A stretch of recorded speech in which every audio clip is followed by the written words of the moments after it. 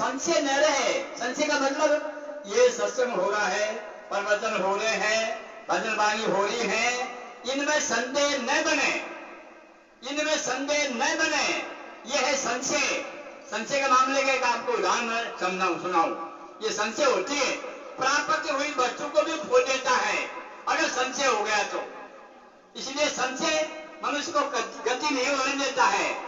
इसलिए कह दिया सत्य वेद गुरु वाक्य है, सत्य वेद गुरु वाक्य है, श्रद्धा अविश्वास समाधान ताकू कहे मल विक्षेप का नाश। ये हमारी बीमारियां मिटने की बात है। जब वेद और गुरु की वाणी सत्य है तो सत्य का चिकना का नाम नहीं, संशय रहित है। अगर संशय है तो हमारी गति गलत हो जाएगी। कैसे हो जाएगी? एक उदाहरण देता हूं, आपको सुनो। मैं विगत हो चाहे गृहस्थी हो, चाहे विगत है चाहे गृहस्थी, ये निश्चय की बात नहीं। ये जो भी कुछ किसी ने पाया है अपने निश्चय से पाया, और निश्चय में कोई संशय नहीं होता है।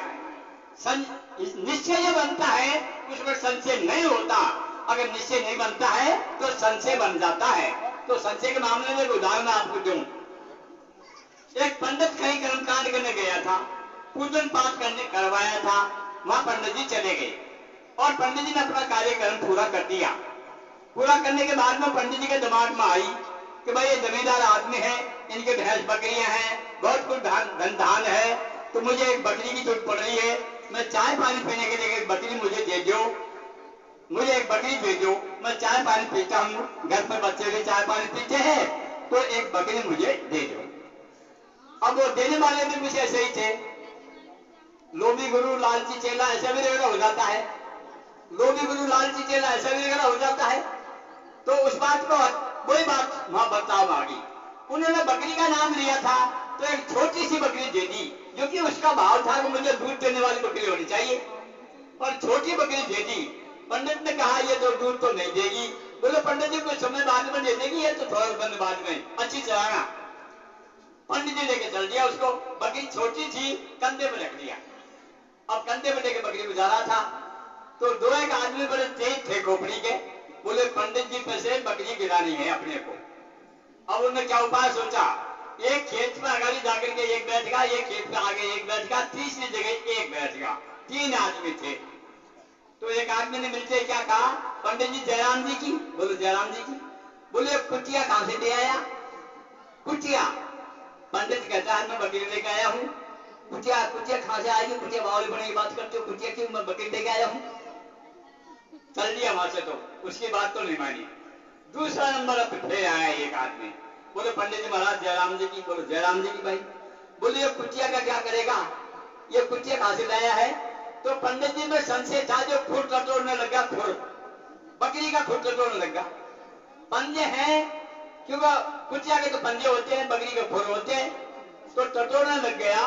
तो विचार लगाया कि ये तो बकरी तो है, इसके पंजे तो नहीं है, पर एक संशय बन गया।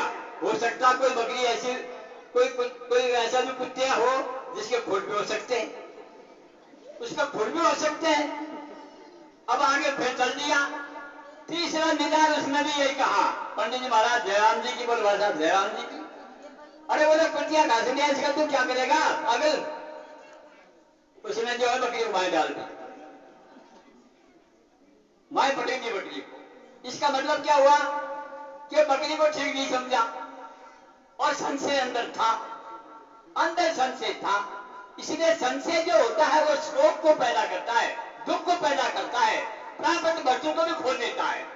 बकरी मिल गई, बच्चा खो दिया उसको।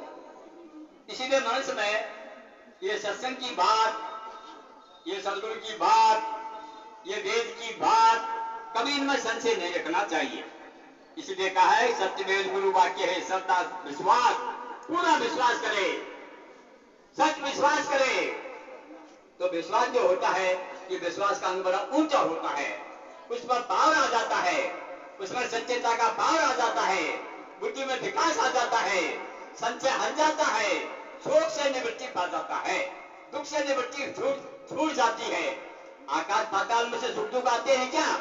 अपने आप ही पैदा कर देता है, अपने आप में से सुख पैदा होता है, अपने आप में दुख पैदा होता है। विचार लगाने की बात है तो नहीं नजर रखो, कम से कम बुद्धि भगवान ने दी है।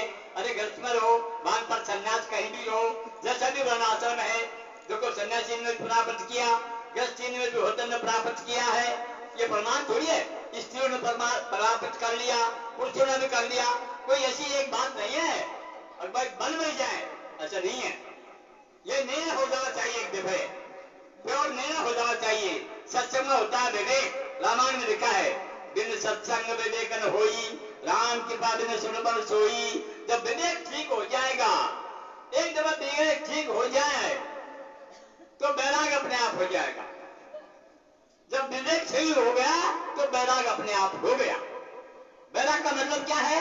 एक सार है, एक असार है, एक सत्य है, एक असत्य है, एक दुख है, एक सुख है, एक बंधन है, एक मोक्ष है। बताओ, बात कितनी ही है, बहुत ज्यादा बड़ी बात नहीं होती है। ये दोनों विकार हमारे पास हैं, दोनों विकार हमारे पास हैं। जो पवित्र है, आनंद घन है, वो तो आत्मा है।